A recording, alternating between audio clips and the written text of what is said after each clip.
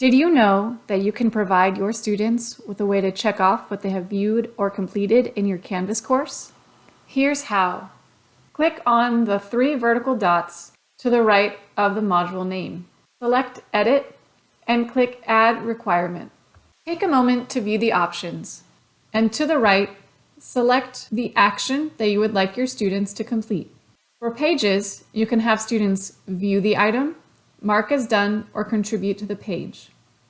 I prefer mark as done so that students have to actively check the checkbox in the bottom right of the page, as was shown in the beginning of this video.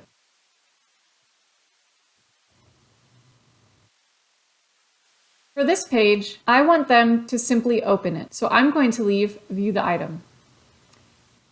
And for their quiz, I want them to submit the assignment. And when you go to Student View, this is what it will look like for the student.